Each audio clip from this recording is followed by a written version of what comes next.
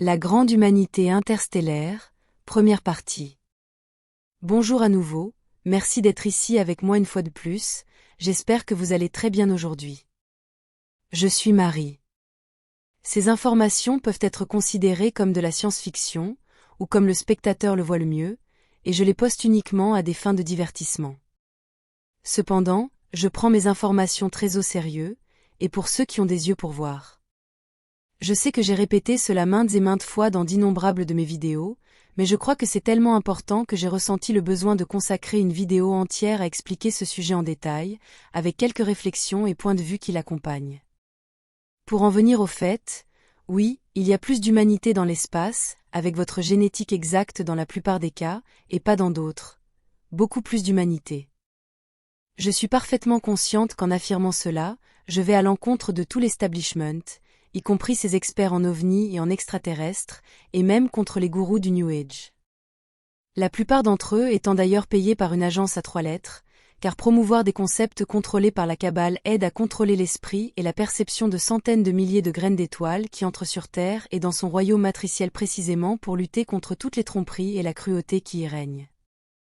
En faisant cela, ils détournent leur travail spirituel et leur mission de vie, en faveur de la promotion involontaire de versions altérées par la Kabbale de la grande communauté stellaire, ainsi que de ses concepts spirituels et éthiques, qui finissent par se connecter parfaitement avec les principales religions de l'establishment et leur cosmologie, conçues pour contrôler et diminuer le pouvoir créatif et sensible de la population humaine.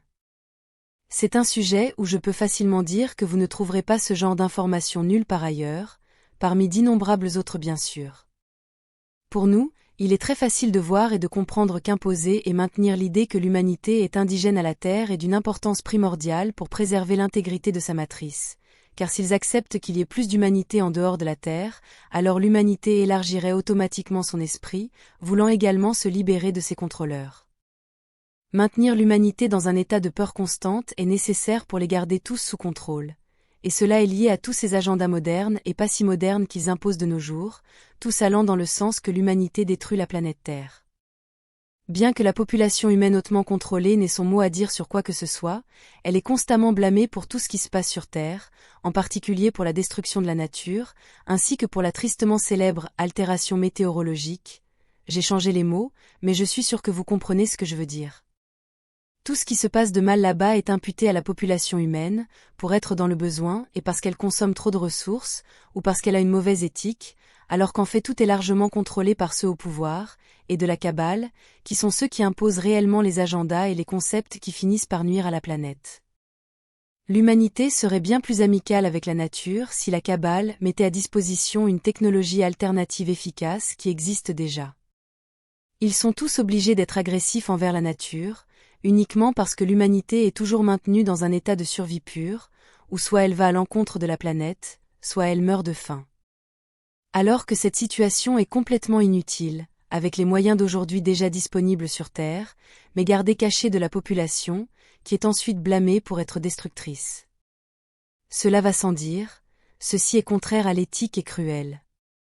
Mais la vraie raison derrière tout cela, et déclarée par la Fédération galactique elle-même, est de créer un royaume existentiel extrêmement difficile, où les âmes peuvent y aller pour expérimenter des épreuves et des souffrances, en espérant qu'avec cela elles atteindront une plus grande expansion de l'âme, du savoir et de la conscience, une fois qu'elles seront parties. Ce concept seul soulève de nombreuses questions éthiques, contradictions et problèmes dont nous avons déjà parlé. Mais en revenant au sujet d'aujourd'hui, tout ce que je viens de mentionner est juste un exemple de pourquoi l'humanité doit être maintenue dans l'idée qu'elle est indigène à la Terre et qu'il n'y a rien d'autre en dehors de la Terre. Et rendant les choses encore pires, l'humanité est encore plus confuse avec des agendas parrainés par l'agence à 3 lettres comme le globe terrestre écrasé, qui finissent par être utilisés pour détruire le concept même de planète, donc l'existence d'autres planètes, et par conséquent l'existence d'extraterrestres. Ensuite, ils inventent une autre théorie selon laquelle les ovnis et tout ce qui s'y rapporte sont interdimensionnels et non extraterrestres, alors qu'il n'y a aucune raison pour qu'ils ne puissent pas être les deux. Le mouvement New Age et ses innombrables variantes ont montré aux habitants de la Terre d'innombrables images de ce qu'ils appellent des extraterrestres humanoïdes, dont beaucoup ressemblent exactement aux humains de la Terre, mais ils ne déclarent jamais ouvertement qu'ils sont de la même espèce, laissant toujours entendre qu'ils ne le sont pas, en enlevant l'évidence que si ça ressemble à un canard, marche comme un canard et cancane comme un canard, ça ne peut pas être un écureuil. C'est là que mon groupe intervient, et Marie soit vous disant ouvertement que l'humanité, exactement comme vous, existe sur d'innombrables autres planètes, partout dans l'univers. Cela signifie que tous les textes religieux créationnistes et leur cosmologie seraient faux. Cela signifie également que le darwinisme et la théorie de l'évolution ne seraient pas non plus véridiques. Tous deux ne seraient que des mécanismes de contrôle mental supplémentaires pour forcer la population humaine à penser qu'elle est seule dans l'univers à des fins de contrôle de la population. Et même si ces derniers temps, les extraterrestres commencent lentement à être acceptés comme quelque chose de réel, les contrôleurs poussent toujours fortement l'idée qu'ils doivent être très différents de l'humanité, ayant évolué dans un environnement très différent, sur une autre planète qui ne peut exister que dans une soi-disant zone dorée, qui est la distance correcte de son Soleil. Pas trop près pour qu'il fasse trop chaud, pas trop loin pour qu'il fasse trop froid, ou du moins c'est ce qu'ils disent, parce que cela va à l'encontre de leurs propres enseignements, qui affirment que la chaleur ne peut pas être transférée dans un vide tel que l'espace, selon eux, bien sûr. D'autres facteurs sont ceux qui déterminent véritablement si une planète est habitable ou non, où la distance par rapport à son Soleil n'est pas vraiment un problème, laissant cet élément seulement comme un moyen de déterminer la quantité de radiation que chaque planète reçoit.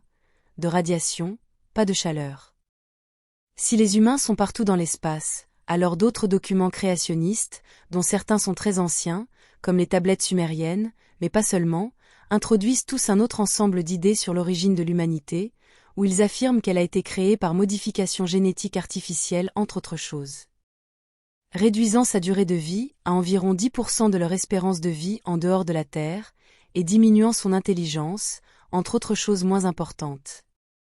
D'innombrables chercheurs prennent les tablettes sumériennes, et d'autres similaires, ou des textes tels que se trouvaient en Mésoamérique qui affirment des choses similaires, comme s'ils étaient la vérité absolue sur les origines de l'humanité, simplement parce qu'ils vont à l'encontre de ce que dictent les religions modernes, avec leur cosmologie extrêmement basique, presque de niveau maternel.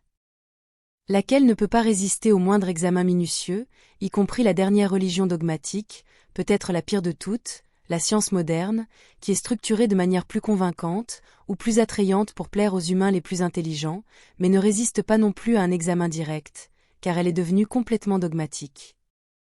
Où les pouvoirs remplacent et phasent de l'existence toute personne, scientifique ou non, qui apporte la preuve que ce qu'ils imposent comme un fait scientifique est tout simplement faux. Ils prennent ces vieux documents, qu'ils soient en pierre ou en papyrus, comme preuve que c'est la véritable origine de l'humanité, aussi parce qu'ils sont structurés bien mieux et avec plus de logique que leurs homologues religieux actuels. Mais ils ignorent que tous ces documents ne sont rien d'autre que davantage de contrôle mental, de faux documents cosmologiques, visant la même chose que toutes les religions modernes, qui est de contrôler et d'assujettir la population humaine. Ces documents, en particulier ceux qui sont des livres ou du papyrus, ont échappé à être détruits systématiquement par les pouvoirs en place, lors de leurs innombrables efforts pour effacer le véritable passé de l'humanité et de la planète Terre. Selon mes données, il y a eu pas moins de 6 grandes réinitialisations planétaires, où des civilisations avancées à l'échelle planétaire ont été effacées de l'existence, où tout le reste sont ensuite déclarés avoir été fabriqués par des civilisations pré-industrielles qui utilisaient les outils primitifs de l'âge du bronze, qui sont évidemment incapables de construire des édifices aussi monumentaux.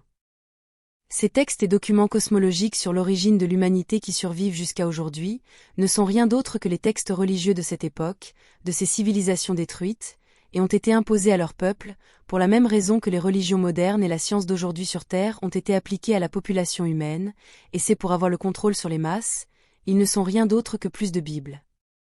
En outre, des fragments de ces anciens documents qui ont trouvé leur chemin dans les textes religieux d'aujourd'hui, avec leur auto-validation de ce qu'ils affirment, car si cela se trouve dans d'innombrables textes anciens d'origines diverses, ce qu'ils affirment doit être basé sur des événements réels, le meilleur exemple en sont les nombreux récits de déluges mondiaux qui existent dans plusieurs cultures autour de la planète.